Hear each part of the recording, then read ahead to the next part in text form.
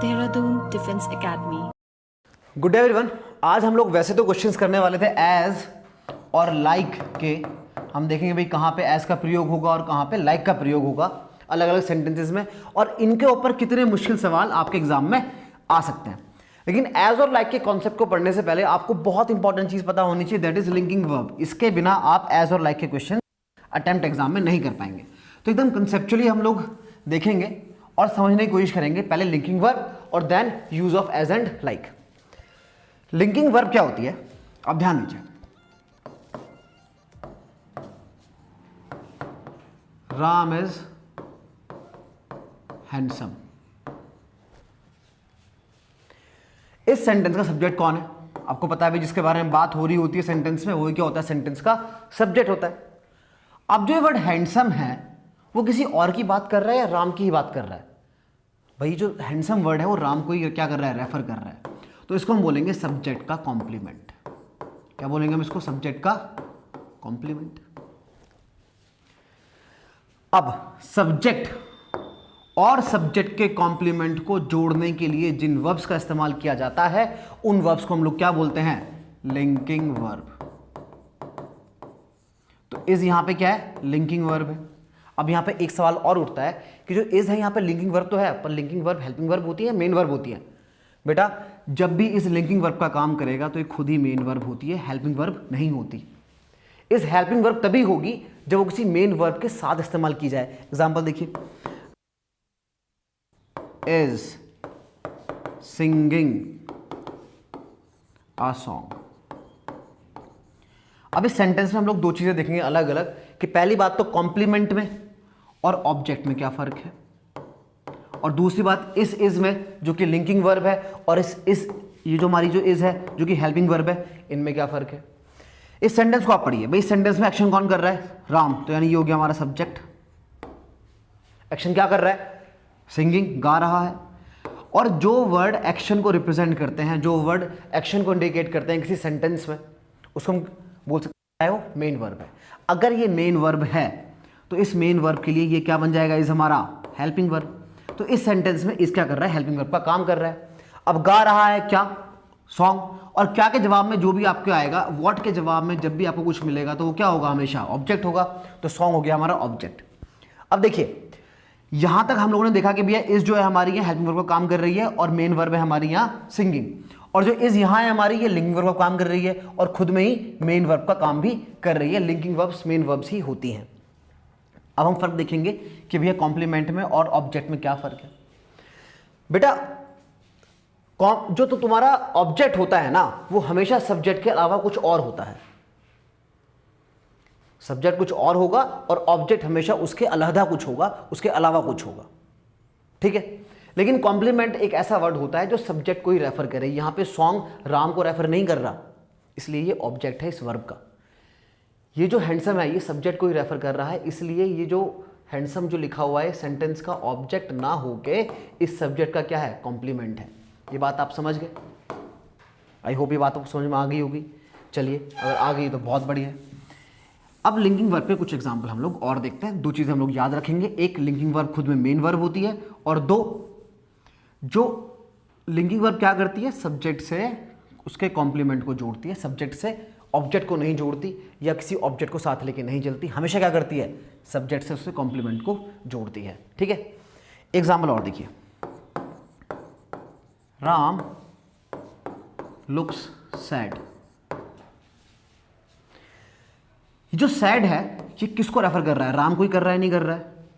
तो यानी ये हो गया हमारा सब्जेक्ट, ये हो गया हमारे सब्जेक्ट का कॉम्प्लीमेंट, और ये हो गई हमारी सर क्या? Linking verb. बिल्कुल सही बात है आपकी, ये हो गई है हमारी लिंकिंग वर्ब। सब्जेक्ट का कॉम्प्लीमेंट क्योंकि सब्जेक्ट को ही रेफर कर रहा है, और इन दोनों को जोड़ने का जो काम कर रही है वो कर रहा है हमारा लुक्स, यानी ये होगी हमारी लिंकिंग वर्ब। कोई परेशानी यहां तक? तो लिंकिंग वर्ब्स का आपने कॉन्सेप्ट समझा कि वो क्या करती हैं? सब्जेक्ट और उसके कॉम्प्लीमेंट को जोड़ती हैं। अब जो लिंकिंग वर्ब्स हैं वो किसी भी प्रकार की हो सकती हैं। ज्यादातर केसेस में जो लिंकिंग वर्ब है वो ऐसी होती है, is, are, am, was, were, has been, had been, have been और विल बी। या कुल मिलाकर मैं ये कह सकता हूं कि बी फॉर्म ऑफ वर्ब जो होती हैं वो सेंटेंसेस में लिंकिंग वर्ब का काम करती हैं। अगर वो सब्जेक्ट से उसके कॉम्प्लीमेंट को ऐड कर रही हैं तब वो लिंकिंग वर्ब का काम करेंगी। लेकिन अगर किसी और मेन वर्ब के साथ काम आती हैं, ये अगर सेंटेंस में किसी और मेन वर्ब के साथ इनका प्रयोग होता है तब उस केस में ये हेल्पिंग वर्ब बन जाती हैं। इतनी बात समझ में आ गई। इनके अलावा और भी बहुत सारी वर्ब्स हैं जो लिंकिंग वर्ब का काम कर सकती हैं, जैसे लुक्स, जैसे सीन, जैसे गेट। एग्जाम्पल देखिए इसका आप। Ram gets upset, Ram gets upset. अब देखिए जो अपसेट जो ये वर्ड है हमारा, ये किसको रेफर कर रहा है? राम को रेफर कर रहा है। राम क्या हमारे सेंटेंस का सब्जेक्ट, क्योंकि उसके बारे में बात हो रही है। अब इस सब्जेक्ट को और सब्जेक्ट कॉम्प्लीमेंट को जोड़ने का काम कौन कर रहा है? गेट्स। तो यानी ये क्या होगी? हमारी लिंकिंग वर्ब होगी। बात समझ में आ रही है आपको? तो पहली बात तो ये कि आपको रटना नहीं है, आपको समझना है कि लिंकिंग वर्ब होती क्या है। लिंकिंग वर्ब क्या होती है? जो सब्जेक्ट से उसके कॉम्प्लीमेंट को जोड़े। ठीक है। अब कॉम्प्लीमेंट जो आपके होंगे, कॉम्प्लीमेंट जो भी होगा आपका, नाउन होगा या तो प्रोनाउन होगा या तो एडजेक्टिव होगा। लिंकिंग वर्ब्स के साथ आप कभी भी एडवर्ब का प्रयोग नहीं करेंगे। ये एक एज अ रूल आप लोग याद रखेंगे। लिंकिंग वर्ब्स कभी भी एडवर्ब को एडमिट नहीं करती। ठीक है। चलिए, अब जब आपने लिंकिंग वर्ब का कॉन्सेप्ट समझ लिया तो इसके बाद हम लोग चल सकते हैं एज और लाइक के कॉन्सेप्ट पे। हम लोग देखेंगे कहां एज आएगा और कहां लाइक आएगा। ठीक है। क्वेश्चन देखिए, Radha is working hard as oblique like you. बहुत बढ़िया। वर्किंग हार्ड है हमारी वर्ब, कठिन मेहनत कर रही है। एक्शन दिखा रही है तो मेन वर्ब है। अगर ये मेन वर्ब है तो ये हमारी हेल्पिंग वर्ब है। और अब ये मेन वर्ब और हेल्पिंग वर्ब अगर हो गई तो यहां पे आप एज लगाएं या लाइक लगाएं कोई फर्क नहीं पड़ेगा। आप एज भी लगाएं तो भी चल जाएगा और लाइक भी लगाएं तो भी चल जाएगा। लेकिन अब बात करें कि एज है क्या और लाइक है क्या। सर लाइक एक प्रीपोजिशन है और जो एज है वो आपकी एक एडवर्ब भी है और एक कंजंक्शन भी है। तो यहां से आपको एक बात पता चली होगी कि क्योंकि एज एक एडवर्ब भी है, इसका मतलब यह है कि किसी भी लिंकिंग वर्ब के साथ यूज नहीं हो सकता। लिंकिंग वर्ब के साथ आप सिर्फ और सिर्फ एडजेक्टिव का ही इस्तेमाल कर सकते हैं। ये बात समझ में आ रही है आपको? एज एक एडवर्ब भी है और एक कंजंक्शन भी है। अब क्योंकि ये एक एडवर्ब भी है, इसका मतलब यह है कि आप इसको किसी भी लिंकिंग वर्ब के साथ इस्तेमाल नहीं कर सकते। यहां पे इस जो है हमारी लिंकिंग वर्ब नहीं है तो इसके साथ मैं एज लगाऊंगा तो भी कोई इशू नहीं है, और मैं लाइक लगाऊंगा तो भी कोई इशू नहीं, क्योंकि लाइक एक प्रीपोजिशन है। प्रीपोजिशन के बाद यू लिखा हुआ है तो यू इसका क्या बन जाएगा? ऑब्जेक्ट बन जाएगा, और कोई इशू नहीं है सेंटेंस में। इसी के साथ आप लोग नीचे वाला सेंटेंस देखिए और ये समझने की कोशिश कीजिए कि राधा इज हार्ड वर्किंग। ये एक एडजेक्टिव है, ये तो एक वर्ब थी, ये क्या है? एक एडजेक्टिव है। भाई मैं बोलूं कि शाम इज वेरी हार्ड वर्किंग, तो हार्ड वर्किंग क्या है? उसके लिए एडजेक्टिव का काम कर रहा है। शाम के बारे में कुछ विशेषता उसकी बता रहा है, उसके मीनिंग कुछ ऐड कर रहा है, हेंस एडजेक्टिव है। हार्ड वर्किंग और वर्किंग हार्ड में ये फर्क आप नोट कर लीजिएगा कृपया करके, कि जो वर्किंग हार्ड है ये वर्ब का काम करती है और जो हार्ड वर्किंग है ये एडजेक्टिव का काम करता है। ठीक है। अब चलिए, हार्ड वर्किंग हमारे सेंटेंस का सब्जेक्ट है। अब क्योंकि ये वर्ड राधा के बारे में ही बात कर रहा है, इसका मतलब क्या हो गया? ये सब्जेक्ट का कॉम्प्लीमेंट हो गया।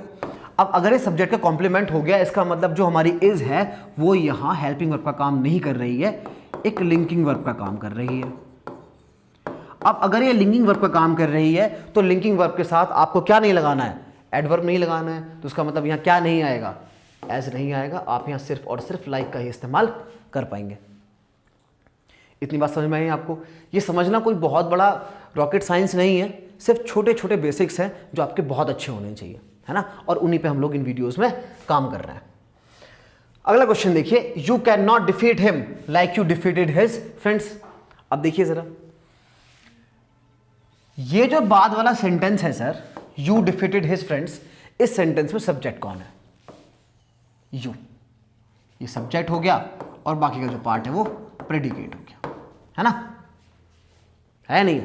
बहुत बढ़िया। अब अगर ये सब्जेक्ट है इस सेंटेंस का और आपने यहां लगा दिया लाइक प्रीपोजिशन, अब प्रीपोजिशन के बाद जो भी आता है वो होता क्या है, प्रीपोजिशन का ऑब्जेक्ट।